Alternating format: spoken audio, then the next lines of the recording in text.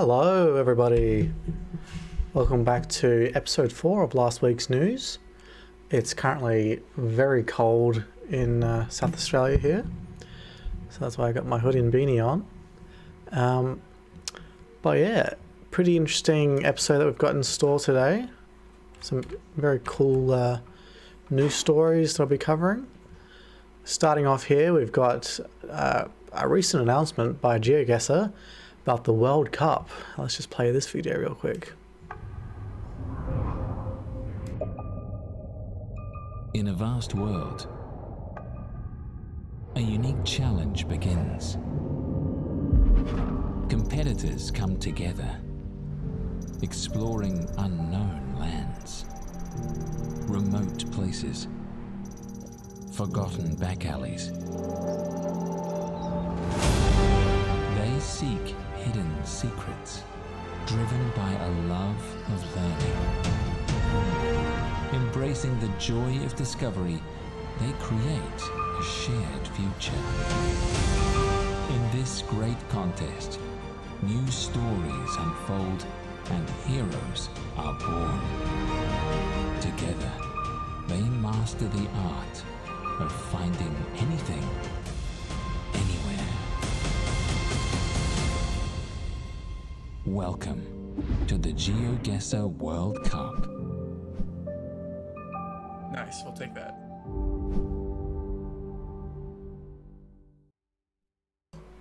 Man, that bit at the end there is so funny. When I watched it for the first time before, it was so unexpected. I laughed so hard. So that's some pretty exciting stuff there. A World Cup event hosted by GeoGuessr itself. It's in the 13th to 14th of October in Sweden. And it looks like it's going to be a solo championship tournament with a $50,000 prize pool. We'll see who the world champion is. We've got Zigzag, Mate Potato, Macam, Kodiak, Jack Lyons and Blinky that have been announced so far, confirmed. But it isn't an open qualification tournament at this stage. They may or may not have an open qualification for if they do another one sometime soon, but very exciting news there on the GeoGuessr front. I'll be watching that for sure. And our first story of the day comes from Australia. Crikey! Australian news. And it says protesters condemn public obstruction penalties in South Australia as attack on fundamental rights. I was listening to the radio at my grandparents today and was hearing all about this, and a lot of people aren't very happy with the proposed law. It says hundreds of demonstrators have gathered below South Australian Parliament's upper house to voice opposition to the government's proposed changes to the state's protest laws, which have been labelled by one crossbench MP as the worst move ever by a South Australian Labor Premier. Current and former Labor MPs were among a crowd of about 200 people in Festival Plaza behind Parliament House in response to the controversial Summary Offences Obstruction of Public Places Amendment Bill. The bill, which is scheduled for debate in Legislative Council this afternoon, would leave anyone found guilty of intentionally or recklessly causing an obstruction in a public place at risk of up to 3 months in jail or a $50,000 fine. Today's rally point represented a departure from the traditional protest site on Parliament's front steps and was deliberately in earshot of MPs inside, with protesters chanting "Kill the bill" to the sound of drums and sirens. I guess in a way that protesting style, they're being audibly disruptive instead of physically, because they don't want to risk getting they don't want to get arrested or anything like that. Not sure why my socials thing isn't loading properly. Let me just have a look at... Okay, that should be working fine now. There we go. Hey, welcome to the stream, Mossy Pines. Thanks for stopping by. Hope your day's been good. And we'll play a little bit of music as well. Alrighty. Crossbench MPs from the Greens and SA Best were in attendance, as was Labour MLC Irene Pneumatikos, and a former long-term Labour MP Steph Key addressed the crowd. Representatives from civil society groups and unions, including the South Australian Council of Social Service, Conservation Council SA, and SA Ambulance Employees Association, also gave speeches. We've got so many people here today. We've got so many cross sections of different community groups. Amnesty International SA President Adelaide Zeri said, that's a interesting name there. We're right outside Parliament House, and we actually want the Labor members of caucus who are meeting upstairs to hear us and to respond, because this is an appalling attack. Too loud? There we go. I'll drop it down a little. Because this is an appalling attack on our fundamental rights of freedom of assembly, Conservation Council Chief Executive Craig Wilkins said. The bill, which passed the lower house a fortnight ago, was introduced with the backing of Premier Peter Malinowskis in response to highly disruptive Extinction Rebellion protests in the heart of Adelaide. This is the worst move ever by a South Australian Labor Premier, SA Best MP Connie Bonaros, who attended today's rally, said. Mally better take a good hard look at what he's done today, because this is his rank and file out here. I'm hoping that this afternoon in Parliament common sense will prevail, and that he'll either kill this bill or rein back some of the terrible measures. Former MP and disability care advocate Kelly Vincent said the bill was being ushered through both chambers without adequate opportunity for consultation and debate about what this means for our right to protest. South Australia has always been a leader in human rights, and that's only been achieved through protest, so I really don't want to see that diminished, she said. Early today, SA Union's Secretary Dale Beasley told ABC Radio Adelaide's Stacey Lee and David Bevan that despite passing the lower house in 22 minutes flat, the bill's ramifications were potentially far-reaching. These laws could be used on all sorts of activity, from people handing out pamphlets in Rundle Mall to protesting on the footpath outside State Parliament, all the way through to picketing a work site in the wake of a workplace death, he said. What we are asking for is the government to slow down. No change to fundamental rights, Premier says. Despite the opposition from its own side of politics, the government has doubled down on its commitment to turn the legislation into law. We're open-minded to potentially looking at a few of the amendments in the upper house process, just as long as it preserves the government realising our objectives, because there is a problem that needs to be fixed here, Mr. Malinowskis told ABC Radio Adelaide. All the government is seeking to do is address the issue of people who with impunity repeatedly break the law, crowdfund the fine so they effectively don't have to pay it, and then can shut down the city in an unreasonable way. We want to provide courts the ability to administer more than just a $750 fine. Mr. Malinowskis adamantly rejected suggestions the legislation is somehow seeking to curtail the right or ability for people to protest. The law that governs people's ability to protest in South Australia is the Public Assemblies Act 1972, he said. It explicitly confers the right on people to be able to protest, including obstructing the streets, including to demonstrate, disrupt, all lawfully. There is no change to any of that. When asked for his opinion about the proposed changes, Prime Minister Anthony Albanese said he had every faith that Peter Malinowskis will act responsibly. I've marched many a time, as have I'm sure most members of political parties. It's important that people be able to express their views, he told ABC Radio Adelaide. But when I see depictions of people throwing food and paint and various things, smearing great works of art, for example, I just shake my head and think, I'm not quite sure how this assists the cause which the advocates are pushing. It is of course important that people be able to express their views, but it's important at the same time that they don't endanger emergency service personnel, that they don't disrupt in a way that completely alienates people from their causes. So it's going to be very interesting to see what the outcome of this law is in the coming weeks, and also further down the line,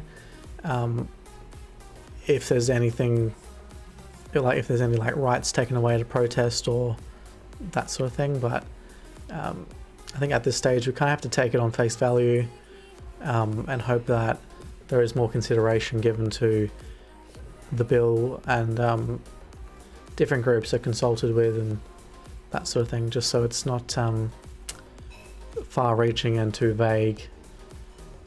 I think that's probably why a lot of people are a bit hesitant about the bill, because obstructing public spaces is a pretty vague kind of statement to make. Our second story from Australia here says, chaos in central Sydney as massive fire engulfs building and sparks collapse. We'll play this video here.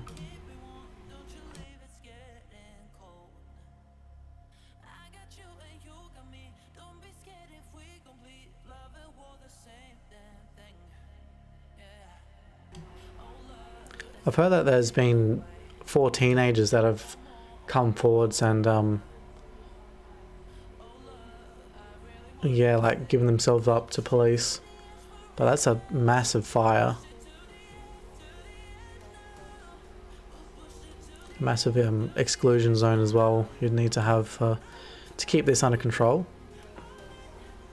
Authorities are investigating what sparked a massive fire inside a heritage-listed building in central Sydney on Thursday after an afternoon of chaos. That's a funny bit of the sentence there. 13, yeah. I mean, where's the parents, really? Unbelievable. More than 125 fighters and 30 trucks were sent to Surrey Hills about 4 p.m, where flames erupted from within the multi-storey building on Randall Street. Not Rundle Street, Randall. Several neighbouring towers were evacuated as firefighters battled the blaze, which has gutted the former RC Henderson hat factory. So it's a hat factory that was set on fire. People began screaming as bricks and large chunks of walls started crashing to the ground. Shortly before 6 p.m, New South Wales Fire and Rescue, New South Wales Acting Commissioner Jeremy Futrell said the blaze had been contained and that there were no major injuries sustained. He said while the flames had made their way into nearby buildings, firefighters had extinguished them. I'm pleased to report there has been no indications of any injuries to members of the public, he said. It will be a substantial and very prolonged duration of firefighting to extinguish the fire completely, so I suspect that we will be here all night and into the morning. I also haven't sent my Discord notification. Just 1 second.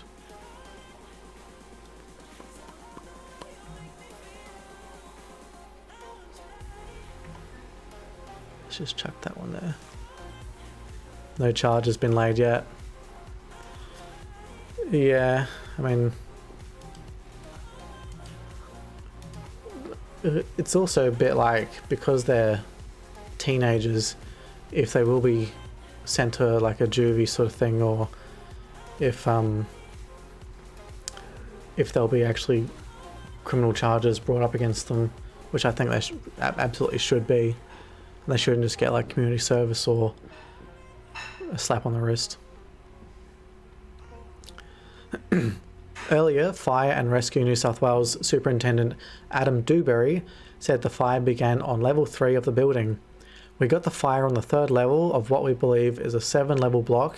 We have people evacuating and firefighters entering this building to fight this fire, he said.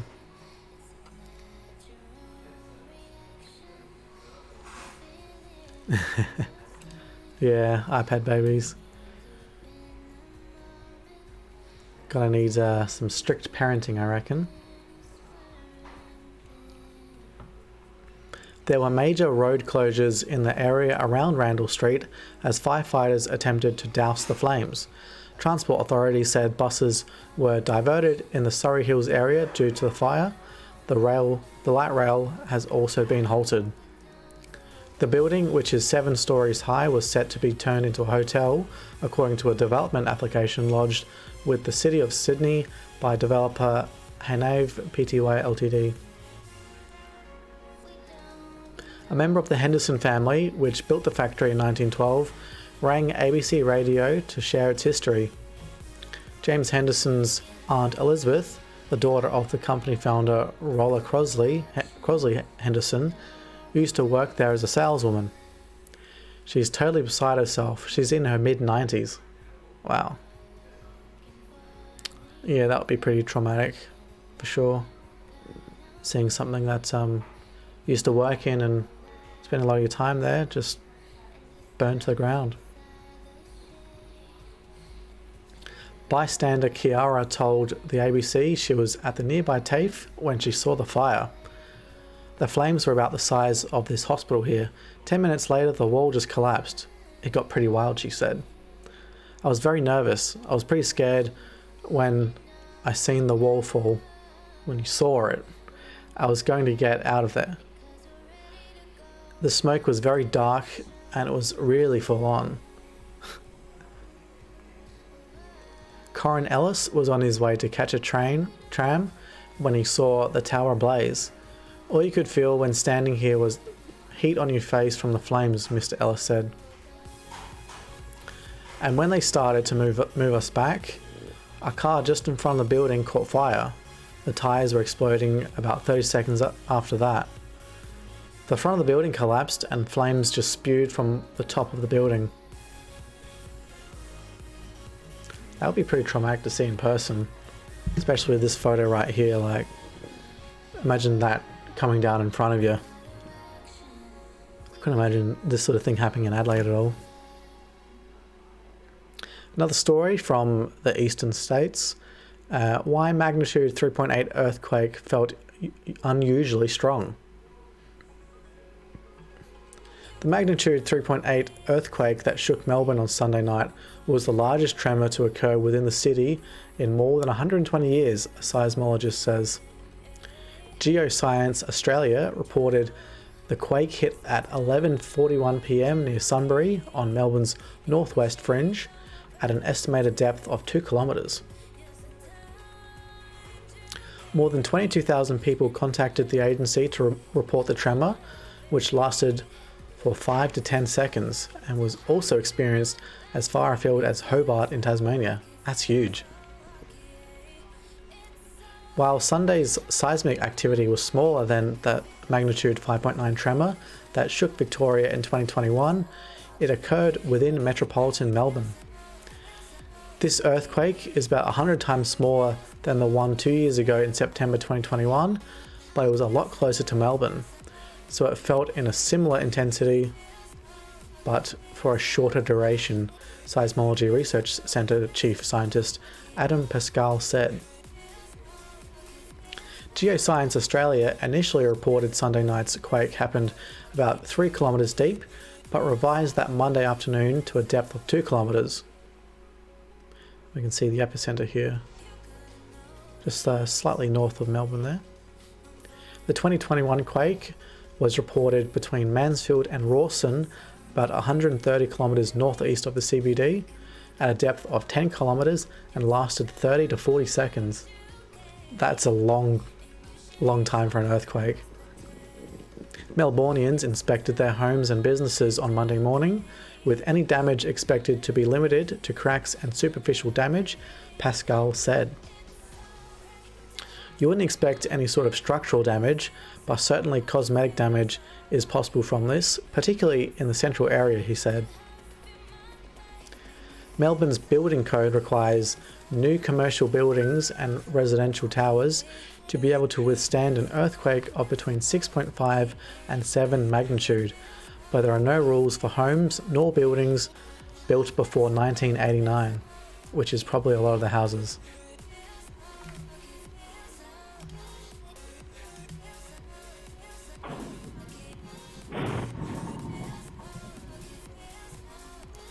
Kind of sounds like a bit of wind from that.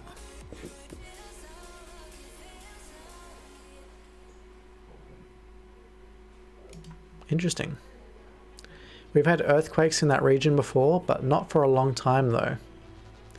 This is the largest earthquake in the Melbourne metropolitan region for over 120 years. In fact, for over 120 years in fact, so it's pretty significant. It's not unknown. So in that region, there are sort of known faults, and we've seen earthquakes in the past, but nothing this large. On Sunday night, the State Emergency Service said it was dispatching a crew to inspect a building that is reported to have suffered cracks in suburban Ascot Vale. The SES also received reports of a cracked road near Mickleham and a request for assistance for a crack in a wall at Eltham. An SES spokesman said there had been no significant reports of damage or injury, and cautioned the agency was unable at this stage to directly attribute the damage to earthquake activity. Sunbury resident Corey Lanes, 41, lives close to the epicenter and told this masthead the quake left a crack in the wall of his kitchen. I thought a car or truck had hit the house, and before I could even stand up, the dogs were running around the house barking, he said. It was one very big, violent shake. Other Victorians described shaking sensations and hearing loud bangs during the quake. Melbourne musician Erin Shea was performing on a video live stream. Could just say she was live streaming when the tremor struck, jumping in shock mid-song and looking around in confusion before asking her guitarist bandmate and husband, Simon Hopman, "Did you feel that?"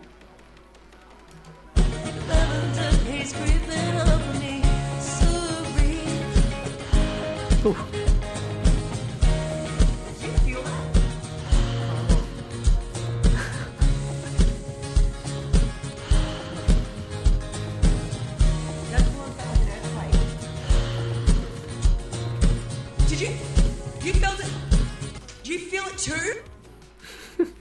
Absolute shock and a reaction there.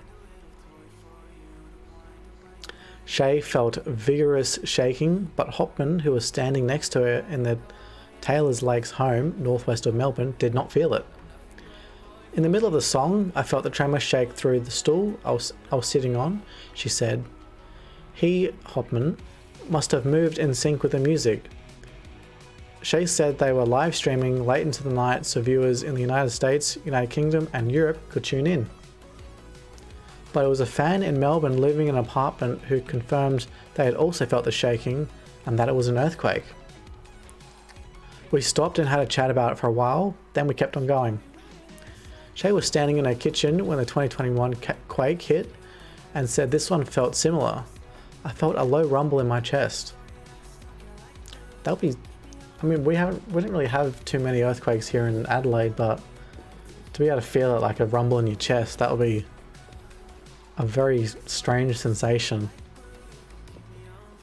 The earthquake follows a magnitude 2.5 seismic event near Ferntree Gully, 30 kilometres southeast of Melbourne CBD on May 16th. The federal geoscience body said that the tremor was felt by Melbournians as far west of the epicentre as Camberwell and as far south as Narre Warren. The large magnitude 5.9 tremor that rocked Victoria on September 22nd, 2021, when the city was in the midst of a COVID-19 lockdown, was more serious but more removed, Pascal said.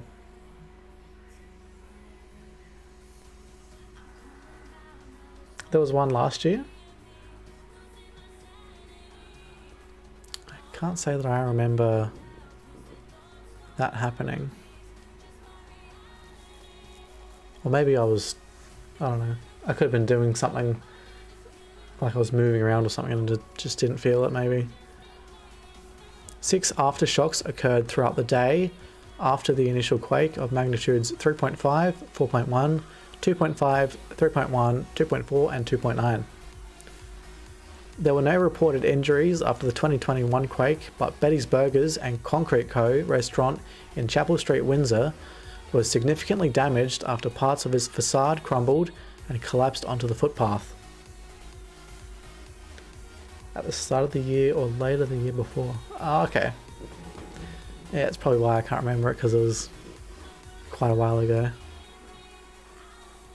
Pascal acknowledged Melbourne had been rocked with a spate of earthquakes and said seismic activity was not unexpected. So we've had a spate of events being so felt in a fairly short amount of time, he said. But if we're looking at geological timescales, this sort of thing is expected for what we've seen in the region. But for them to be so coincidental in time is unusual. On Sunday, Sunbury resident Fernando Bergella launched a new site for his disability support service, Personalised Support Systems, but arrived on Monday morning to find substantial damage from the quake. He said a small crack had now become a large gap in the size of his fist between the concrete slab and external brickwork. The floors were also now uneven, Bergella said. The whole building seemed to shift, he said. The newly renovated site is scheduled to open to about 200 clients next week, and Bergella remained optimistic it would still open on time. Bergella was dealing with his insurance company on Monday for repairs to the damage, which would make a significant impact on people in wheelchairs. Because it's a disability organisation, we need the floors to be level for the safety of our participants. Geoscience Australia seismologist Hugh Glanville told ABC Radio there had been 29 earthquakes in the past 10 years within 100 kilometres of Sunday night's quake. That's I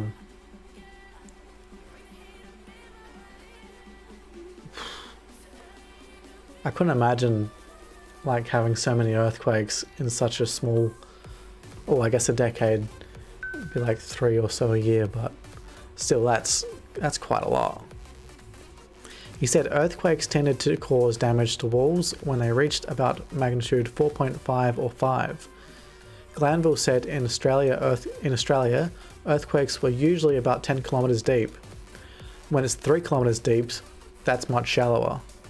So the source of shaking is much closer to the people, so they're feeling it more strongly, he said.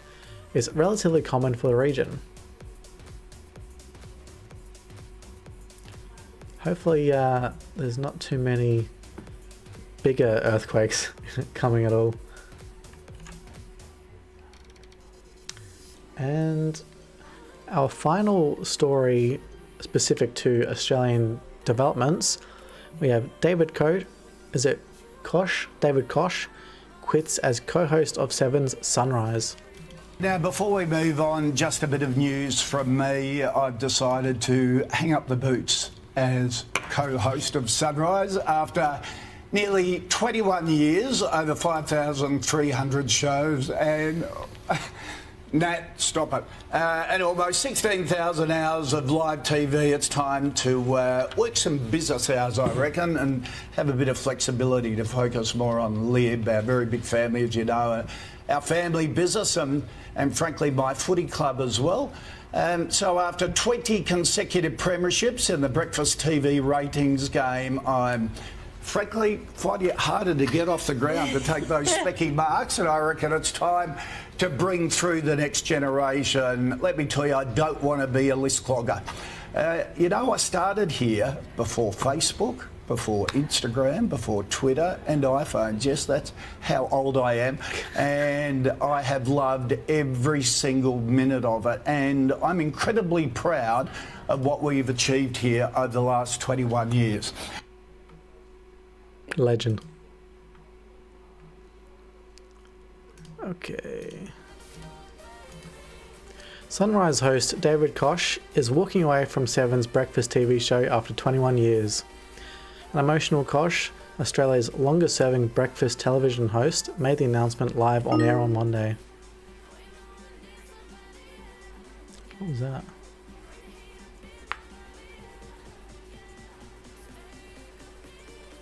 Don't know what that noise was.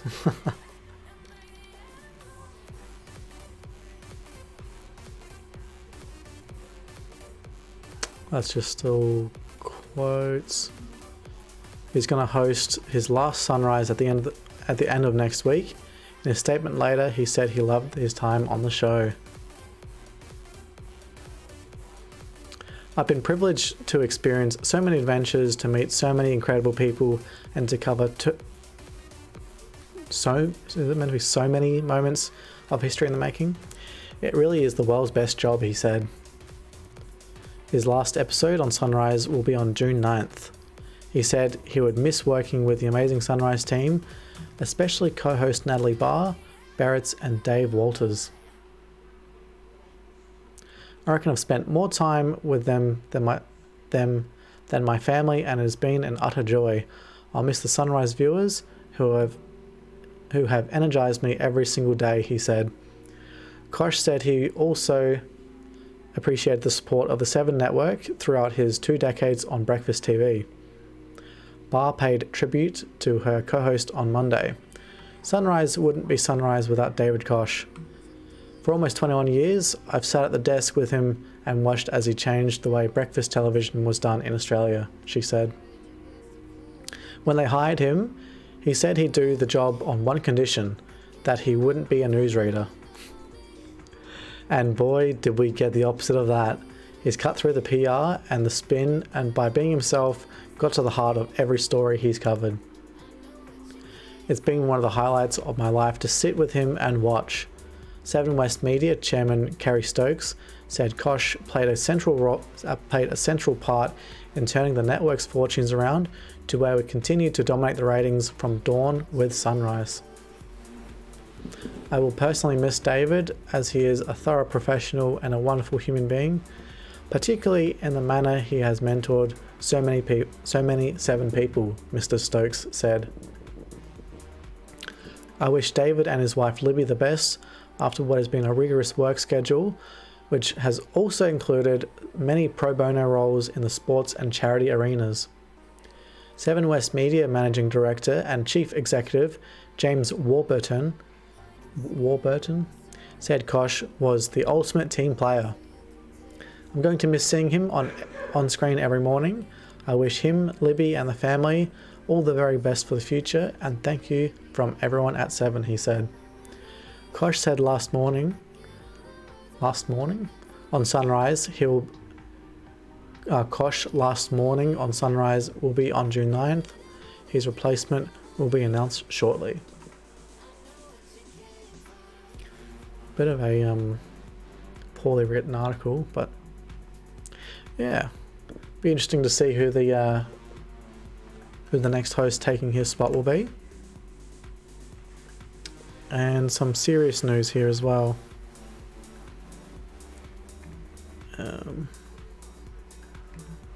Serious news.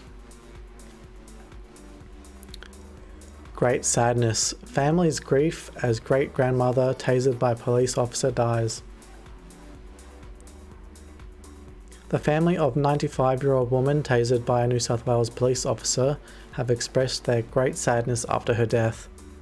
Claire Nowlan's family published a tribute in the Monaro Post about the beautiful mum, nana and great-grandmother to thank to thank the hospital staff after the aged care resident was admitted to Cooma Base Hospital in critical condition on May 18th.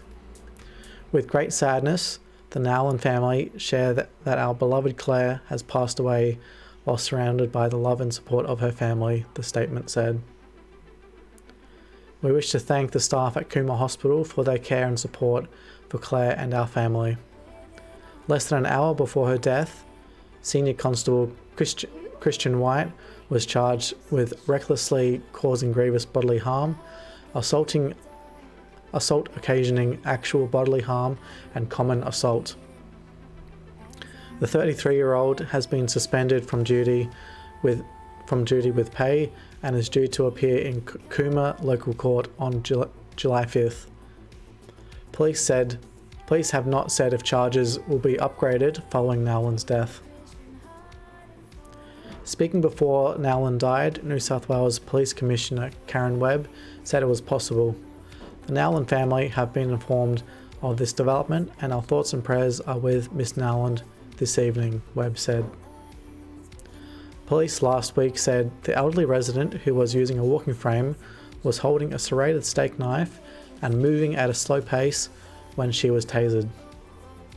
Not sure why they've capitalised that there.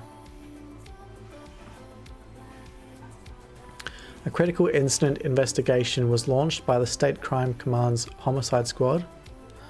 Nowland had 8 children, 24 grandchildren and 31 great-grandchildren, with far more expected this year. White has been a police officer for about 12 years. A very sad development there with the story of Claire Nowland. May she rest in peace.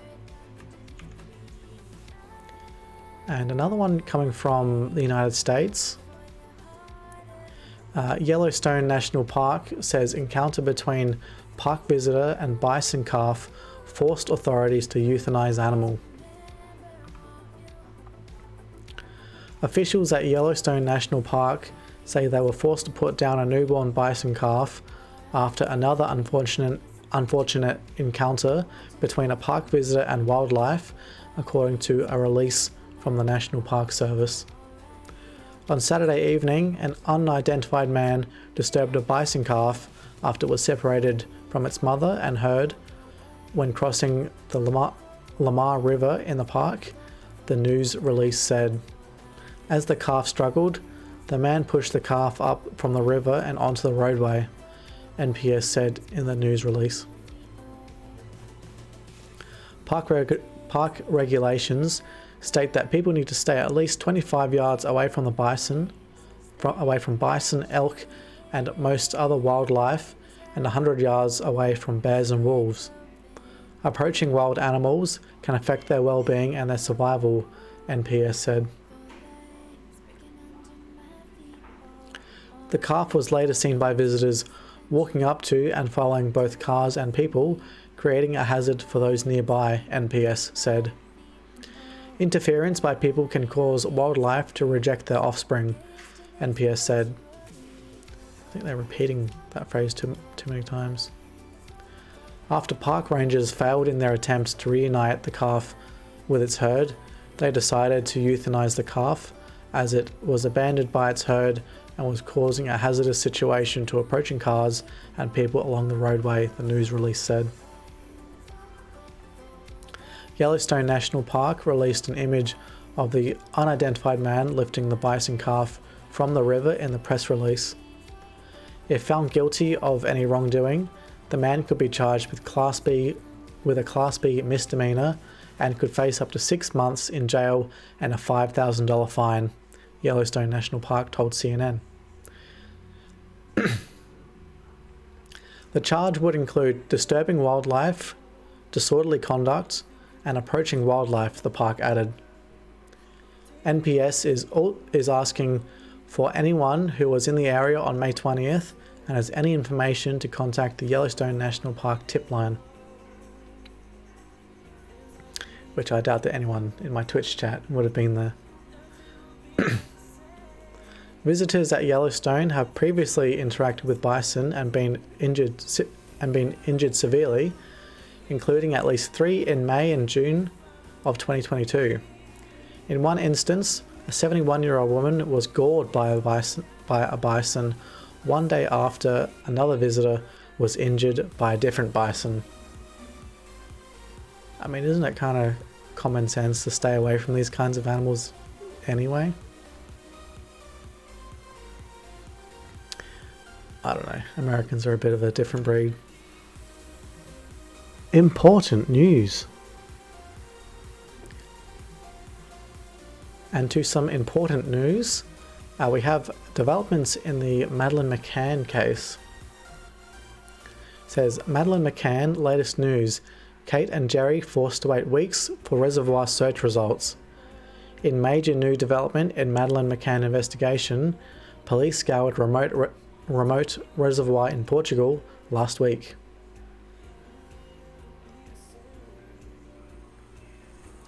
Madeleine McCann's parents will have to wait several weeks to find out the results of the analysis of the materials gathered in the new search in their daughter's investigation, according to German authorities. Police were scouring the remote Barragem do Arad reservoir in the Algarve, Portugal, last week, around 35 miles from where the then 3-year-old went missing in 2007 while on a family holiday in Praia da Luz. Probably butchering that pronunciation. As police concluded their 3-day hunt for evidence on Thursday, they confirmed materials collected had been sent to Germany for analysis. But German authorities have told the BBC that Kate and Jerry will have to wait several weeks before they find out the results. Speaking to the BBC, Braunschweig prosecutor Hans Christian Wolters said there had been good reason to scour the reservoir area and that the German-led investigation is ongoing out of the public eye, with other searches having been conducted. This comes as letters written by the prime suspects in the Madeleine McCann case, Christian Bruckner, who is in jail for rape, in which he protests his innocence, have been revealed for the first time.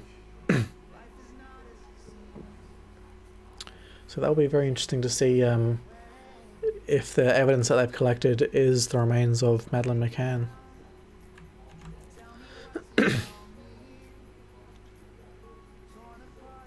And to some world news as well. World news.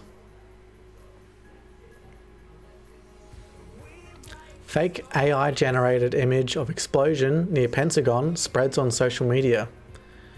Pictures shared on verified accounts fuels concerns over AI's potential to generate misinformation. An AI-generated image that appeared to show an explosion next to a building in the Pentagon complex circulated on social media platforms on Monday in the latest incident to highlight concerns over misinformation generated by AI. The image of a tall, dark grey plume of smoke quickly spread on Twitter, including through shared shares by verified accounts. So some of these articles are written so terribly. It remains unclear where it originated. The US Department of Defense has confirmed that the image was a fake. Still, its virality appears to have caused a brief dip in the stock market, CNN reports. In a tweet, the fire department for Arlington, Virginia, outside Washington, said that it was aware of social media reports about the explosion, but that there was no threat to the public.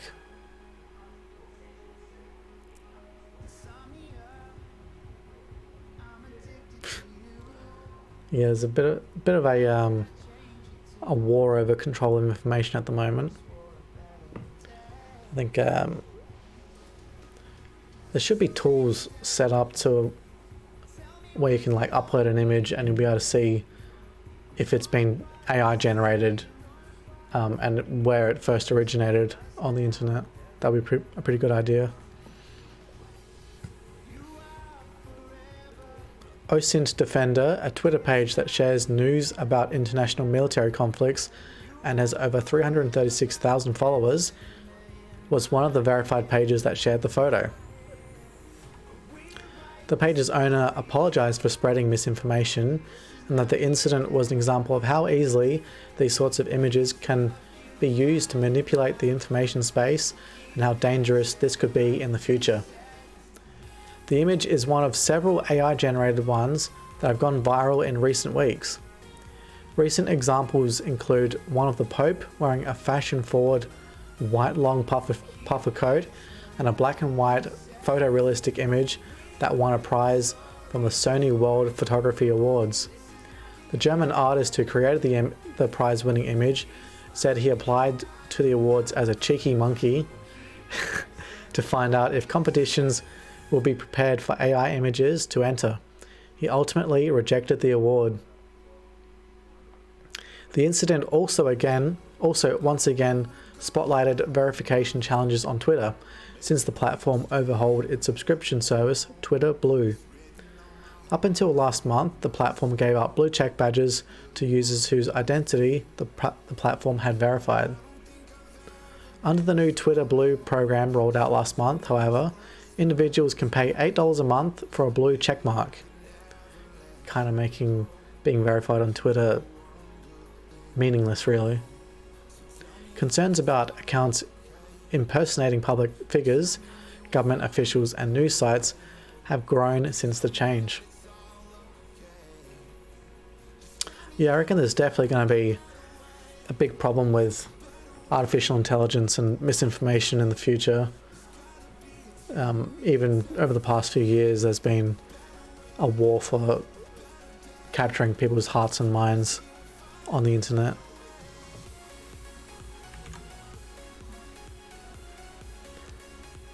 And okay, yep. Millions in Mexico warned to prepare for evacuation as Popocatépetl volcano spews ash. I wonder if I said that correctly. Mexico City. Millions of people in Mexico have been warned to prepare for a possible evacuation after increased activity from the country's most dangerous active volcano, which has been spewing ash into several nearby towns since last week. Since last week, according to the authorities. Ash from the Popocatépetl volcano, which is in the central part of the country, has delayed flights in Mexico City and led authorities to close schools in dozens of municipalities. Some 25 million people live in the 60-mile radius of the volcano, which is about 45 miles southeast of Mexico City and located between the states of Morelos, Puebla, and State of Mexico. On Sunday, the National Civil Protection Coordination, CNPC, increased its volcanic threat level to yellow phase 3, which calls on some 3 million people who live in the towns and villages adjacent to the volcano to stay alert and prepare for a possible evacuation. I guess it's also the problem with like when a country's population gets too big and there's like unstable things like volcanoes in the country, it makes trying to make an evacuation and like have no one die a lot harder. The CNPC also warned of a greater volcanic activity and the dispersion of ash into several nearby towns at high speed. It also recommended that residents nearby avoid outdoor activities, so no geocaching. In the case of Mexico City, the risk is ash fall. We are prepared for that scenario and we know what to do. Let's stay alert, Mexico City's Mayor Claudia Sheinbaum said in a tweet on Sunday.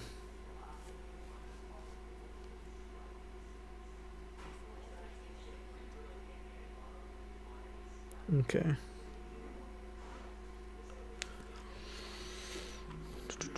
Mexico City's Benito Juarez International Airport was temporarily closed on Saturday, and some flights were delayed on Monday due to the presence of volcanic ash, according to airport authorities.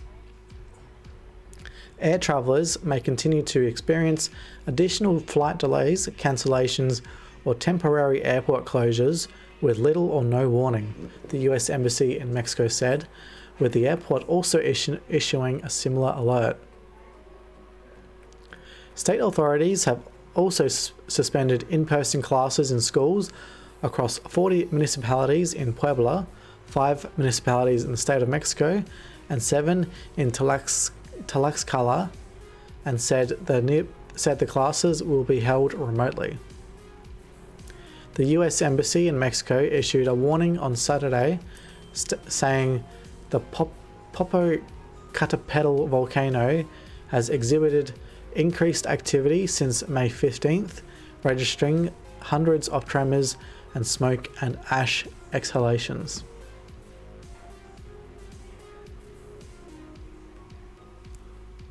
The embassy also recommended people to not travel within a 7.5 mile radius of the volcano, citing warnings from local authorities.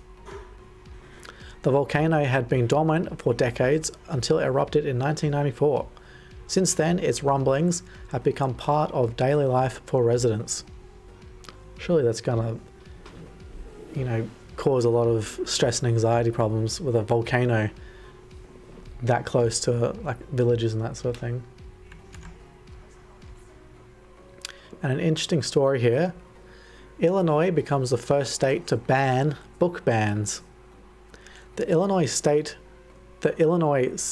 Senate has passed HB 2789, a bill whose terms dictate that state funding from public or school libraries that remove books from circulation will be withheld.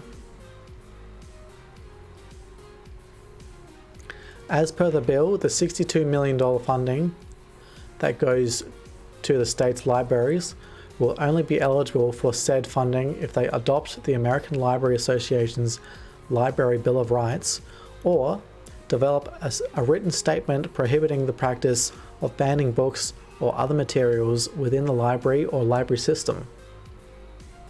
Alex Giannoulias,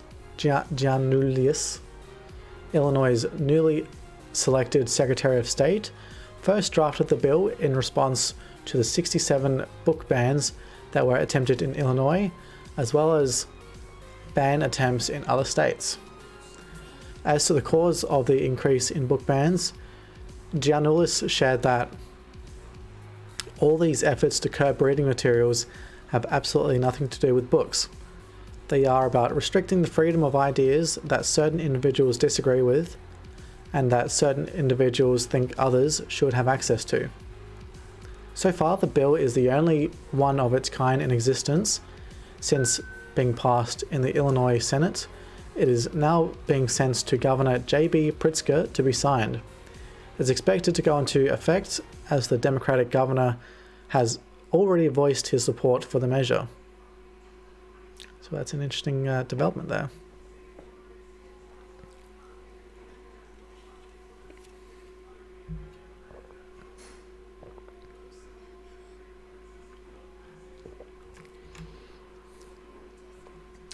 And now to some feel-good news. Aww. Feel-good news. A Ugandan vet's amazing story of her work to save mountain gorillas. Dr. Gladys Kalema Zikusoka is Uganda's first wildlife veterinarian. The plight of mountain gorillas is well documented, but it's a story with some recent, if qualified, good news. In 2018, as their population topped 1,000, they were removed from the critically endangered list and their status upgraded to just endangered.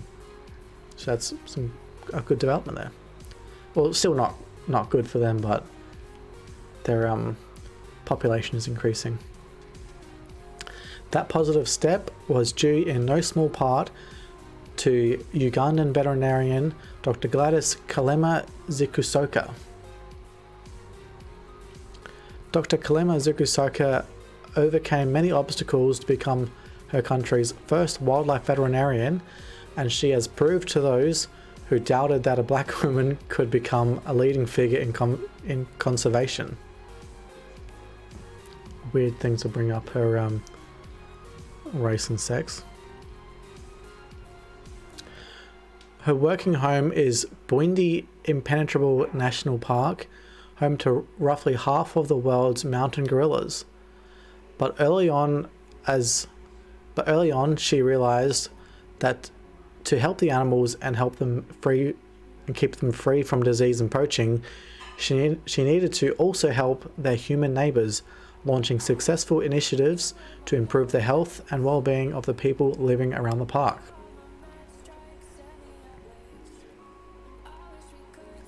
Dr. Kalima Zukusoka spoke with Quarks and Quirks host Bob McDonald about her new book, Walking with Gorillas, The Journey of an African Wildlife Vet. He's part of their conversation. And I believe it's just a few questions. When did you first dream of becoming a wildlife veterinarian? I would say that I first started dreaming about it while setting up the wildlife clubs in my high school in Uganda. We had an opportunity to visit Queen Elizabeth National Park, which was one of the first parks to be created in the 1950s. And when we got there, we were able to take walking safaris because there were no more predators. They had been killed. Hey, Sham. Welcome to the stream.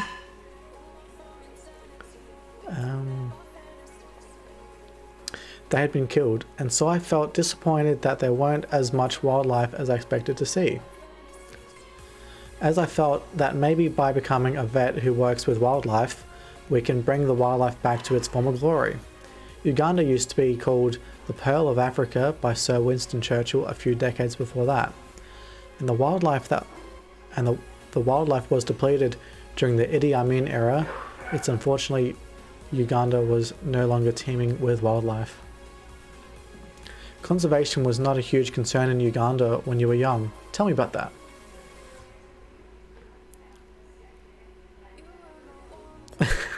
Silverbacks, what about barebacks? Man. My dad was abducted by Idi Amin when I was 2 years old. He was a prominent minister in the government directly after independence, and he targeted prominent people. My mum was also arrested a number of times, so that was a dark period of Ugandan history, unfortunately. And my dad didn't care much about wildlife. He even used to hunt wildlife in the national parks. It was a time when people never really had time for wildlife, and so many animals were poached because no one really cared about wildlife around that time. It was a time of desperation. You write that before your arrival, injured or sick animals were killed because there was no other solution, and then you arrived not only with expertise, but with an aim to change the attitudes about conservation. How difficult was that? At that time in Uganda, it was probably a little easier for me to change people's attitudes because I'm from Uganda. But I could see that having been hired as the first vet for Wildlife Authority, people used to see me coming to treat gorillas, and already they were beginning to benefit from gorilla tourism. Their lives were already beginning to be transformed because some of the tourism revenue was being shared with the local community. 90% of the park staff were hired from the local community, and some of them were porters carrying tourist luggage. Others could sell craft and foods and accommodation, so people were happy that I was out there and keeping the gorillas healthy, and tourists were able to come. Poaching has been a way of life there. Tell me about the born-again poachers. The born-again poachers, she laughs, a lot of the rangers who are hired used to be hunters or poachers. One of them told me that they got tired of arresting him and they just hired him as a tracker. But that makes sense. He knows how to find gorillas, right? Even when one of our staff confessed to me that he used to be a hunter, and so did his parents and grandparents. So it was really a way of life, and engaging them in conservation is now giving them a more meaningful and regular way of life. So we call them born-again poachers. An important initiative you launched is called Conservation through public health. What does that mean? Conservation through public health is a non-profit we began when people started to make gorillas sick. One of the first cases I had to deal with was skin disease in the mountain gorillas, and it was traced to people living around the park where they had very little health care. The infant gorilla died of scabies, and the others only recovered with treatment. And this made me realize that you can't keep the gorillas healthy without improving the health of their human neighbors. Mountain gorillas. So after a few years working at the Wildlife Authority, we met with the local communities. And they came up with amazing sounding solutions that work best in the community because they came up with them and they're finding their own way of solving their problems and are owning it. And some of it included bringing health services closer. A lot of them live 20 miles away with no public transportation, and when someone falls sick, you have to carry them on a stretcher. This year we're celebrating 20 years of conservation through public health, which is very exciting. Earlier in your career, as you call it, you referred to the endless possibilities that lay ahead for changing the world. Do you feel you have succeeded in that? I'd say that I've succeeded in changing the world, but there are still more things to be done. You know, the mountain gorilla population has almost doubled in the past 25 years. Local communities around the protected areas where we work are embracing conservation. The former poachers, the children, and the whole country are seeing mountain gorillas as important. In fact, the $50,000 shilling note has a mountain gorilla on it. During the pandemic, the president of Uganda actually said we can open up for tourism after 4 months, but not to the gorillas and chimpanzees yet, because we don't want to make our cousins sick. Let's first have enough protocols in place. Such a weird thing to say. Let's first have enough protocols in place. And I was very happy to hear that, because even right up to the top leadership in the country, they realised how important the gorillas and the great apes are. That's a nice little story there. And to the final story of the show, why high school kids are saying, yeah, nah, to alcohol. Striking differences in the way high school students socialise may be one of the reasons behind a dramatic drop in youth drinking over the last 20 years, a study from the University of Otago, Wellington, has found. Public health researcher Dr. Jude Ball has compared attitudes to drinking among high school students in 1999 to 2001 and those in 2022. Dr. Ball and colleagues, Dr. Michaela Petty and Loleseti Pawaza, interviewed 64 students aged between 14 and 17 at a co-ed school in Wellington in 2022 and compared their views to 41 Christchurch students aged 14 to 17 who took part in a 1999 to 2001 study, the Adolescent Friendships and Lifestyles Project. Their findings are published today in the Asia Pacific journal Drug and Alcohol Review. Dr. Ball says more than half of those who were in high school 20 years ago were regularly drinking and going to parties by the time they were in year 10. By year 12, all had at least some experience of using alcohol with their peers. The majority had been drunk at least once or twice, and many drank to intoxication on a weekly basis. I'd probably say that that's it might be a generational thing where like people my age were doing that more, but people that are like 10 years younger than me, probably not so much. By contrast, only one of the 10 of the year 10 students interviewed last year reported drinking alcohol socially.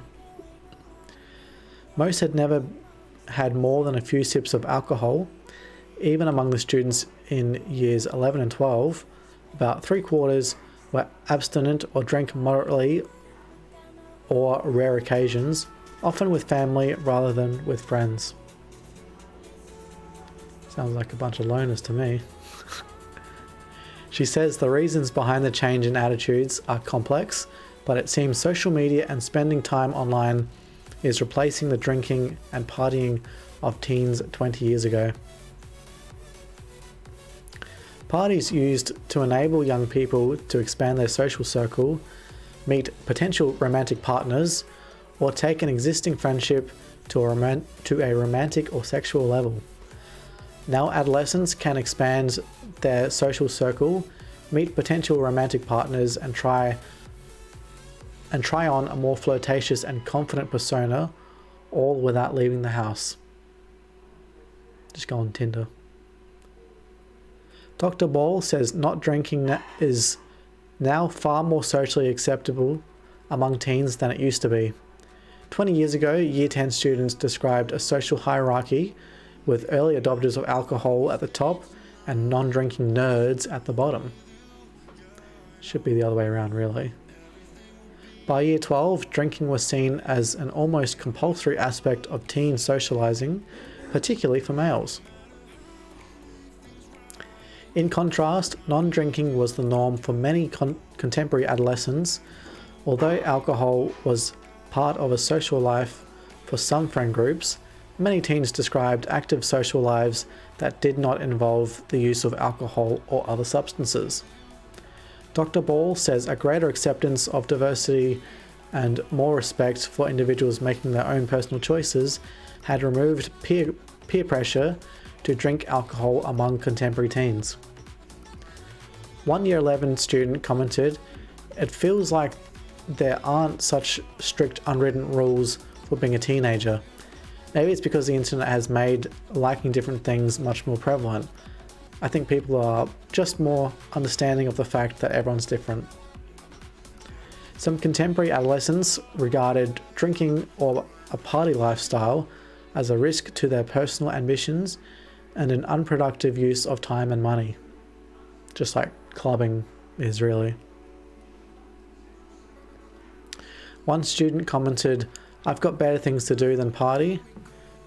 I'm looking out for my future here. I can't have this distraction." That's pretty Chad.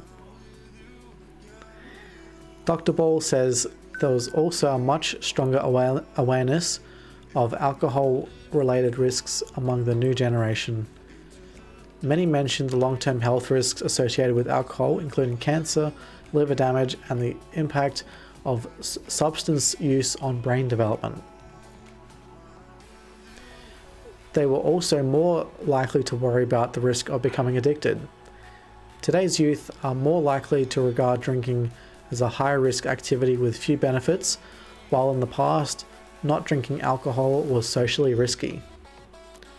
Dr. Ball says it is unclear whether the change in the attitudes of the 14 to 17-year-olds over the past 20 years reflects a unique generation who will remain dry throughout their lives, or just one which delaying alcohol use and will catch up with previous generations when they reach early adulthood. New Zealand evidence suggests binge drinking remains highly prevalent in early adulthood, and despite declining alcohol use in high school students, binge drinking in older adolescents remains much higher here than in other countries like Australia and the United States. Policy changes to reduce alcohol harm among young people is still an important public health priority. And that is the final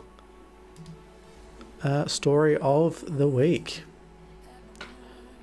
So, let's do some predictions for what some of the stories for next week could be.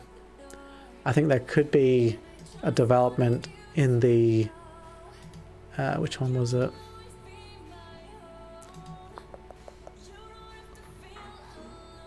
Probably further developments in the Sydney fire one, probably with the teenagers being prosecuted. and probably some more to do with the protests in Adelaide. The RBA. What's that?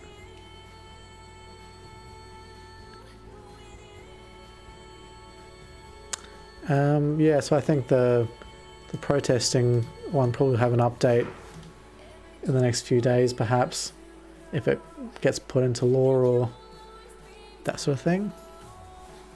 There's probably going to be more protests about the protest law. And the Madeleine McCann one, Reserve Bank of Australia. I'm not sure. I haven't really been following that one. I reckon there'll probably be more updates to the Madeleine McCann case. What do you guys think? What could there be further news next week? Next Tuesday at 2:30. Doesn't really affect me at the moment because I don't have a mortgage or anything. I did make a prediction that there'd be more shootings in America, and I heard on the news, on the radio this afternoon, that there was one in Florida, I think. So hopefully there won't be any more of that. But there was also stuff about drones being shot down in Moscow. So it's possible that more tensions with that war will pick up again. But we'll have to see. Bakhmut, is that in Ukraine?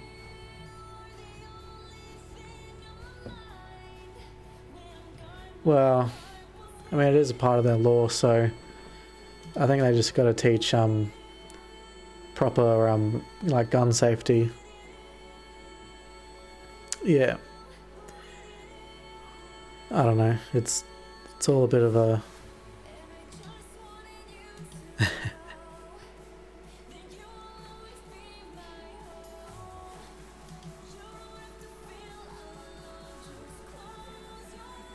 yeah, well, it's a uniquely American problem, I think. But anyways, I'll find someone to raid. See, might give Chai a raid.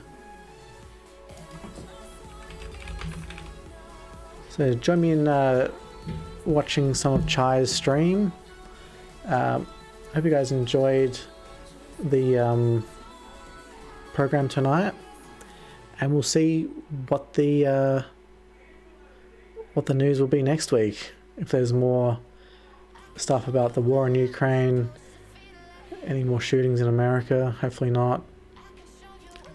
Stuff to do with Madeleine McCann and the fire in Sydney. Anyways, let's give Chai a raid. Thanks for watching, everybody. I'll see you on Thursday for some GeoGuessr.